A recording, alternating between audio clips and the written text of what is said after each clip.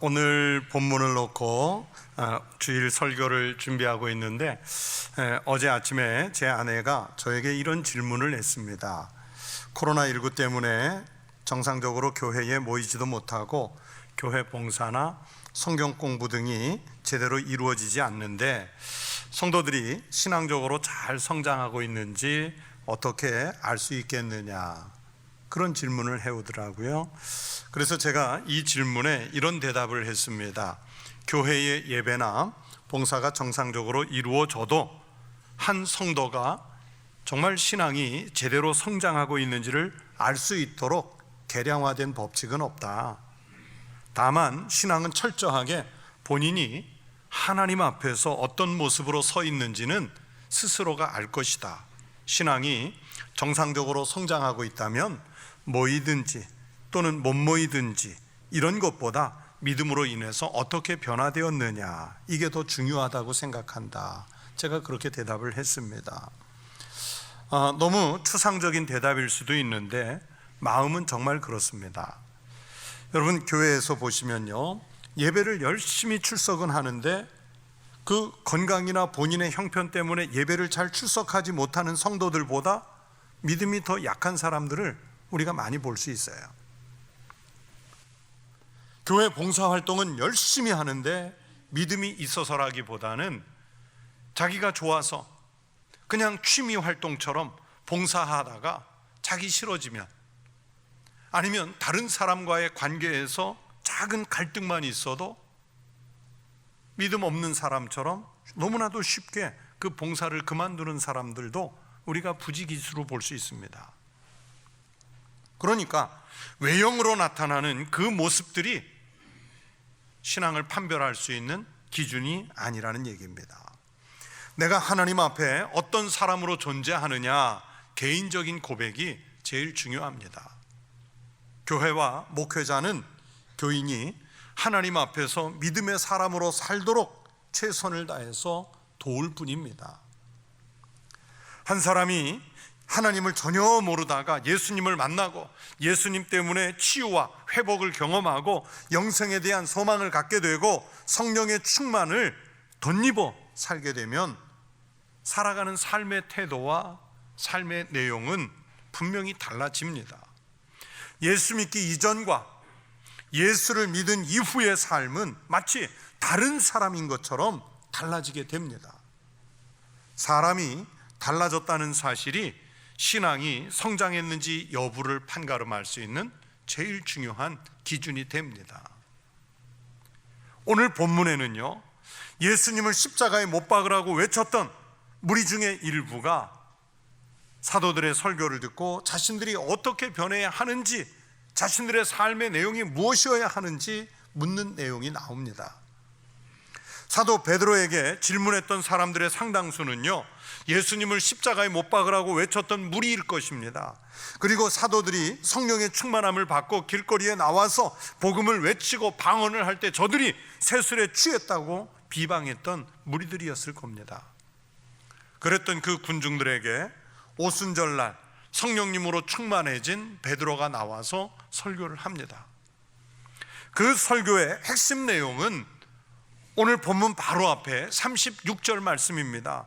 그런즉 이스라엘 온 집은 확실히 알지니 너희가 십자가에 못 박으니 예수를 하나님이 주와 그리스도가 되게 하셨느니라 하니라. 당신들이 못 박으라고 부추긴 그 예수가 주님이시고 그 예수가 그리스도시라 하는 설교입니다. 당연히 상세하게 나와 있지는 않지만 이 말씀 속에 당연히 부활의 소식을 전했겠지요. 그리고 자기들이 이렇게 나와서 용기 있게 설교할 수 있도록 이끌어 주신 성령님의 소식을 당연히 전했겠지요. 오늘 본문의 배경을 조금 더 설명하면, 정리하면 이렇습니다. 예수님이 부활하신 후 40일을 지상에 더 머무시다가 하늘로 승천하셔요. 그리고 예수님의 승천을 목격한 제자들은 마가의 다락방에 모여서 주님이 약속하신 명령을 기다렸습니다. 제자들은 그렇게 오순절에 강력한 성령의 은혜를 체험을 합니다. 그리고 이제 숨어있던 곳에서 나와 용기 있게 예수 그리스도의 복음을 전하기 시작했고, 그러면서 그들의 모임이 교회가 시작되게 됩니다. 그 역사 가운데 가장 강력하게 예수 그리스도의 복음을 전한 사도는 베드로였습니다.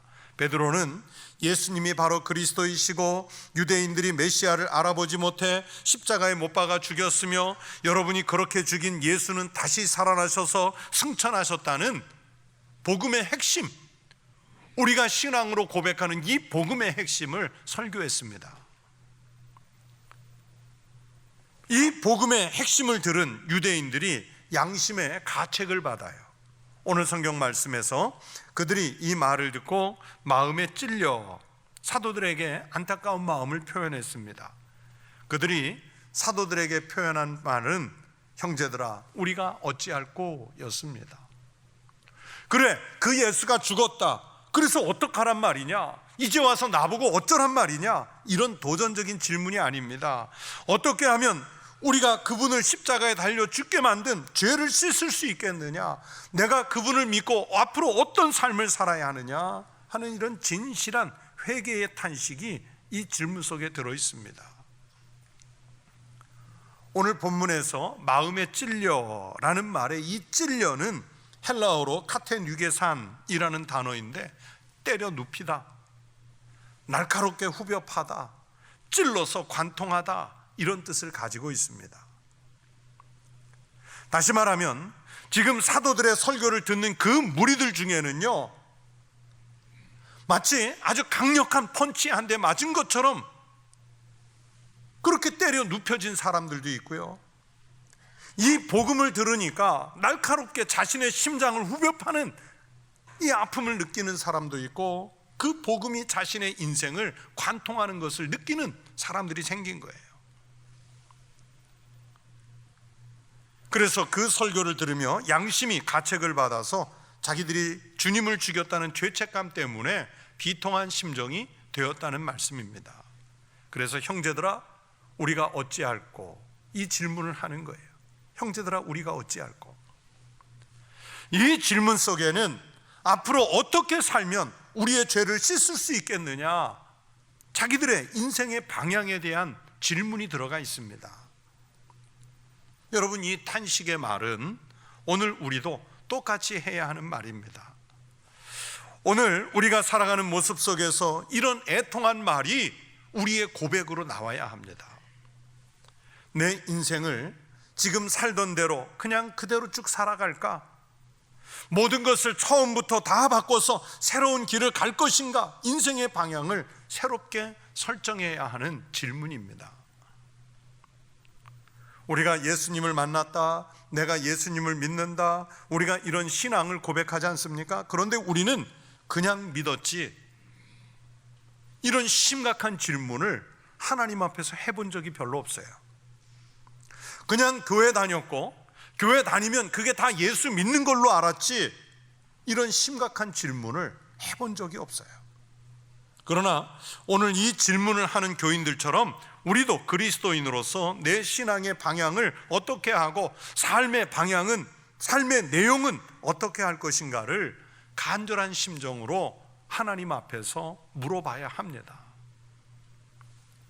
여러분, 베드로를 통해서 들은 이 복음은요, 이스라엘 사람들이 갖고 있던 삶의 태도와 방향을 바꾸는 계기가 되었습니다.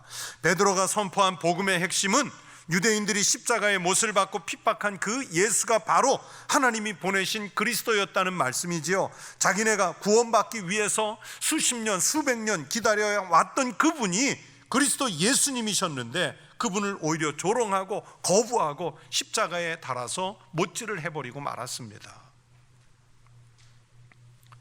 여러분, 이런 일이 2000년 전에만 있었던 것이 아닙니다. 지금도 우리 인생의 가장 소중한 길을 깨닫지 못한 채 예수님을 여전히 십자가에 못 박는 사람들이 많습니다. 우리는 먼저 생각하면 교회 밖에 있는 사람들이 예수님을 십자가에 못 박을 것 같지요? 그렇지 않아요. 교회 안에서도 그리스도인다운 삶이 없어서 예수님을 십자가에 못 박고, 교회들이 교회답지 못해서 교회 안에서 오히려 예수님을 십자가에 못 박는 일이 비일비재합니다. 오늘날 예수님과 교회는 또 세상 사람들의 조롱거리가 되었습니다. 인터넷 공간에 조금만 들어가 보면 기독교를 향해 적의를 품은 사람들을 쉽게 만날 수 있습니다. 기독교가 무슨 일을 하기만 하면 그것이 아무리 선한 일이고 사회를 향해서 좋은 일을 했다고 해도 나쁜 의도로 해석을 하고 그것에 대해서 소위 악성 댓글을 달아댑니다. 기독교 단체나 교회 또 그리스도인들 중에 어떤 사람이 실수를 했거나 여론과 조금 다른 행동을 했다가 흠이라도 하나 잡히면 정말 어떻게 감당할 수 없는 악성, 그 욕설들이 장맛빛 쏟아지듯이 퍼부어집니다. 심지어는요, 실제로 있지 않았던 일이라도 마치 예수님이 재판을 받을 때 가짜 증인들을 내세워서 허위로 증언하게 했던 것처럼 가짜 뉴스를 가공해 올려서 반기독교적인 분위기를 띄우기 위해서 얼마나 난리를 치는지 모릅니다. 다시 예수님을 십자가에 또 못 박는 거예요. 교회와 그리스도인들에 대해 비우호적인 이런 분위기는 코로나19 전염병 시대를 겪으면서 더 심화가 되었습니다. 방역당국이 아무리 교회 대면 예배를 통한 감염은 없었다고 여러 차례 발표를 해도 사람들은 귓등으로도 듣지를 않습니다. 그래서 교회가, 그리스도인들이 마치 인민재판의 대상이 된 것처럼 다시 예수님을 십자가에 못 박고 있습니다. 우리가 부활절 둘째 주를 보내면서 다시 생각해 보십시오. 왜 그렇게 되었을까요? 교회를 향해 조롱하는 저들을 탓하기 전에 우리 자신이 먼저 부활하신 예수님을 제대로 만났는가? 나의 죄 때문에 예수님을 십자가에 못 박고 주님이 무덤에 들어가셨는가? 이것을 고백하는 우리들 자신의 성찰이 먼저 있어야 합니다. 그런데 우리는 교회는 오래 다녔을지라도 그렇게 해보지를 못했어요.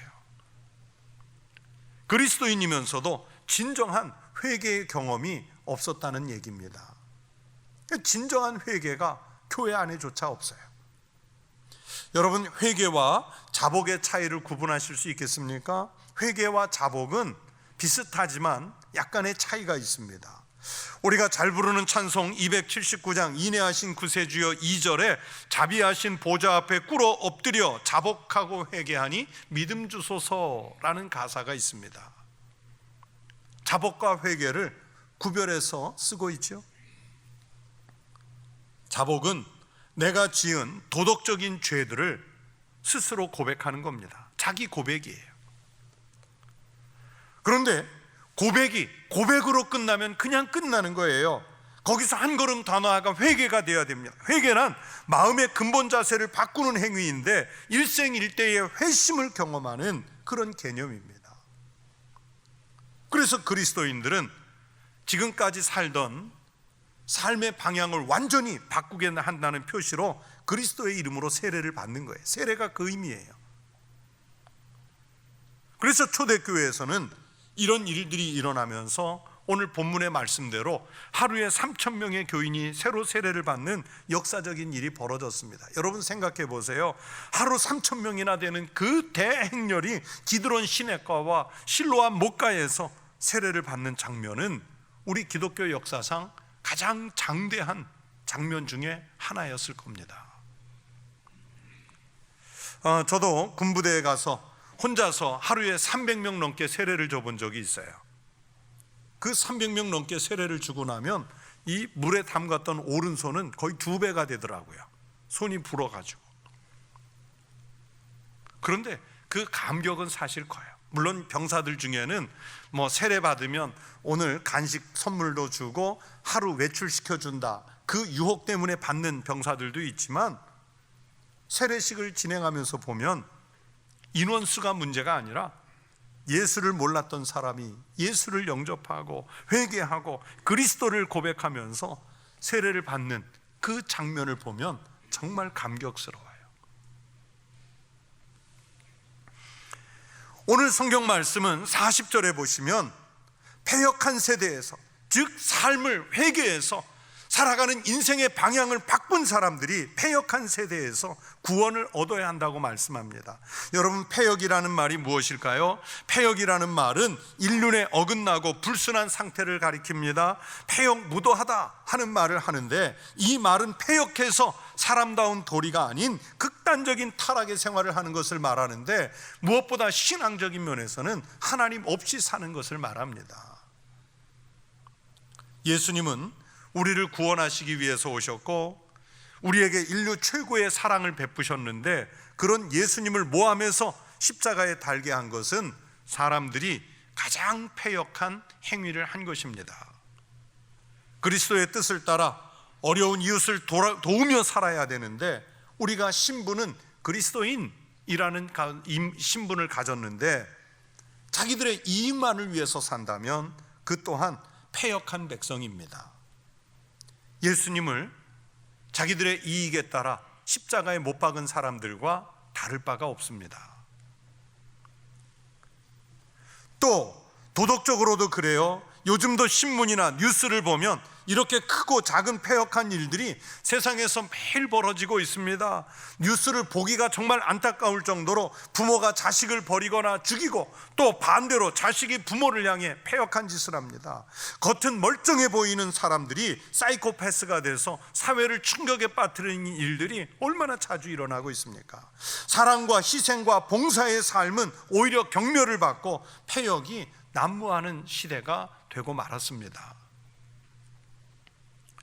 그래서 전혀 새로운 삶을 살기로 회개하고 인생의 방향을 돌이킨 우리 그리스도인들은 이 척박한 세대에 우리가 할 일이 있어요.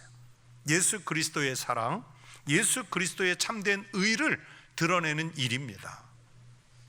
의와 진리가 사라진 이런 세대 속에 하나님의 말씀으로 의가 회복되는 일에 우리가 쓰임을 받아야 합니다. 진리로 구원을 받은 사람들은 하나님의 말씀에 순종하는 신앙의 삶을 살아내야 합니다. 부활의 소식이 인생의 방향을 바꾸도록 해야 합니다. 형제들아, 우리가 어찌할꼬? 본문의 이 말씀을 현대어 성경이란 성경책에서는 이렇게 번역했습니다. 우리가 어떻게 하면 좋겠습니까? 아주 평범한 질문이지요. 우리가 어떻게 하면 좋겠습니까? 그러나 평범하지만 이 질문은 이 세상을 살고 있는 사람들의 인생의 방향에 대한 질문입니다. 인생의 가장 근본적인 이 물음에 대해 주님은 베드로의 설교를 통해 우리에게 답을 주시는 거예요. 그 답의 처음이 앞에서 말씀드린 바로 회개입니다. 너희가 회개하여, 무엇보다도 자기 마음의 근본을 바꾸고 인생의 방향을 바꾸는 회개가 필요하다는 뜻입니다. 회개의 방법이 또 어디에 있습니까? 예수 그리스도의 이름으로 세례를 받고 죄사함을 받으라. 세례를 통해서 그냥 의식을 하라는 얘기가 아니라 전혀 다른 삶으로 방향을 바꾸라는 뜻이에요. 여러분이 바라보는 인생의 방향이 어디입니까? 혹시 여러분이 인생의 시선이 예수 그리스도가 없는 이 패역한 새 속에 가 있는 것은 아니신지요? 그 시선이, 세상의 욕망을 바라보는 그 시선이 잠깐은 좋을 수 있겠지만 우리 영혼을 죽이고 우리의 삶을 피폐하게 만듭니다. 이 죄 많은 패역한 시대에 회개하여 삶의 방향을 바꾼 우리가 어찌해야 하겠습니까? 예수 그리스도에게로 여러분의 시선을 두시기 바랍니다. 여러분의 마음을 두시기 바랍니다. 그래서 죄를 회개하시고 죄의 용서를 받고 구원을 받는 성도의 삶을 사시기를 축원합니다. 그러면 여러분의 삶을 통해서 하나님은 영광을 받으시고 세상은 패역이 사라지고 그리스도의 나라가 이 땅에 이루어지는 역사가 일어나게 될 줄로 믿습니다. 그렇게 복음을 받아들여서 회개하게 되면 삶의 방향과 살아가는 삶의 내용이 변하는 거예요. 회개의 정의가 무엇입니까? 옛사람에게서 돌이키는 것 아니겠습니까? 세상을 향해서 살다가 십자가를 본 다음부터는, 복음을 영접한 후부터는 하나님을 향한 삶으로 전환하는 것이, 이것이 진정한 회개 아니겠습니까? 그래서 하나의 예를 듭니다. 누가복음 3장을 보시면 세례 요한이 광야에서 하나님의 말씀을 선포하는 장면이 있습니다. 우리가 잘 아는 대로 세례 요한이 광야에서 외친 소리가 무엇이었습니까? 회개하라, 천국이 가까웠느니라 였잖아요. 그러면서 회개에 합당한 열매를 맺으라고 세례자 요한이 말씀했습니다. 이 설교를 듣고 양심의 찔림을 받은 사람들이 그래서 요한에게 물었어요. 무리가 물어 이르되 그러면 우리가 무엇을 하리이까? 오늘 본문의 질문과 같은 질문이지요. 이 질문에 세례 요한이 대답합니다. 회개했다면 옷 두 벌 있는 사람은 옷 없는 자에게 나누어 주라. 먹을 것이 있는 사람도 그렇게 하라고 말씀했어요. 그랬더니 세리들이 세례 요한에게 묻습니다. 선생님이여, 우리는 무엇을 하리이까? 그랬더니 요한은 이르되 부과된 것 외에는 거두지 말라, 그렇게 대답을 해요. 이번엔 군인들이 물었습니다. 그러면 우리는 무엇을 하리이까? 그랬더니 세례 요한이 대답합니다. 이르되 사람에게서 강탈하지 말며 거짓으로 고발하지 말고 받는 급료를 족한 줄로 알라 하니라. 군중들의 질문, 세리들의 질문, 군인들의 이런 질문들에 대해 요한이 주는 답변이 무슨 의미겠습니까? 주님을 믿으면서 회개한 사람은 양심이 먼저 찔려야 하고, 그냥 양심이 찔리는 것으로 끝나는 것이 아니라 삶의 태도와 삶의 내용이 완전히 변해야 한다는 뜻이 그분의 답변에 들어 있습니다. 회개는 했다는데 이 변화의 과정이 없으면 그 믿음은요, 진정성을 의심받습니다. 하나님 앞에서 제대로 된 신앙이라고 말할 수 없습니다. 이 과정이 그리스도인들에게 나타나야, 그래야 오늘 성경의 말씀대로 부활의 증거가 되고 사람들을 이 패역한 세대에서 구원할 수 있는 능력이 우리를 통해서 나타나는 것입니다. 오늘 본문이 나타난 예루살렘과 유대에서 베드로 사도의 설교 한편으로 어느 날 갑자기 3,000명의 신도가 늘었겠습니까? 아니겠지요. 형제들아, 우리가 어찌할꼬? 그렇게 물었던 사람들이 사도들의 말씀을 듣고 회개하고, 즉 지금까지와는 다른 삶으로 변화가 되고, 그리고 패역한 세대 속에서 돌이키는 모습을 보였기 때문에 그들을 바라보는 이들이 감동을 받은 거예요. 그것이 사람들을 교회로 이끌고 교회 부흥으로 나타날 수 있었습니다. 우리가 이 위기의 시대를 벗어나기 위해서 세상 사람들에게 잘 보여야 한다, 그런 뜻의 이야기가 아닙니다. 세상에서 믿지 않는 사람들과 갈등 없이 살아야 한다, 그런 뜻의 이야기가 아닙니다. 예수님의 부활을 믿고 성령의 충만함을 믿는다면 세상에 감동을 주는 변화된 삶을 살아갈 용기를 우리가 가져야 한다는 뜻입니다. 지금까지 살던 방식의 삶이 아니라 하나님을 바라보고 하나님의 말씀대로 살고자 하는 영적 의지가 우리의 심령 속에서 발동을 해야 한다는 뜻입니다. 우리가 그렇게 살아도요, 패역한 세대의 이 사람들이 구원을 받을까 말까한 영적 갈증의 시대입니다. 그렇다고 우리가 저 사람들은 백날 우리가 보여줘도, 우리가 100가지의 말씀을 선포해도 안 돼, 그러면서 포기하고 주저앉아 있는 것이 아니라 우리가 믿는 믿음 때문에 자꾸만 세상에 감화와 감동을 줄 수 있어야 합니다. 성도 여러분, 여러분은 예수를 믿으면서 오랫동안 교회 출석을 하면서 하나님께 질문해 보셨는지요? 주님, 제가 어떻게 할까요? 주님, 제가 어찌하면 좋겠습니까? 예수 믿고 무엇이 변화되었습니까? 여전히 변화가 없는, 갱신이 없는 생활을 하고 계신 것은 아니신지요? 그리스도인다운 진정한 정체성에 대해서 고민은 해보셨는지요? 성도 여러분, 우리 청북교회가 예수님의 이름 때문에, 부활의 소식 때문에 세상에 감동을 줄 수 있기를 기대합니다. 우리 한국교회가 그 사명을 감당할 수 있기를 축원합니다. 그리고 누구보다도 우리 성도들이 우리가 어찌할꼬 묻는 사람들 속으로 돌아가면 그곳에서 예수 믿고 변화된 내 삶으로 감화와 감동을 주는 믿음의 사람들이 되시기를 축원합니다. 예수 믿고 부활을 믿고 그 증인된 변화의 삶을 살아가는 우리 모든 성도들 되시기를 다시 한번 축원합니다.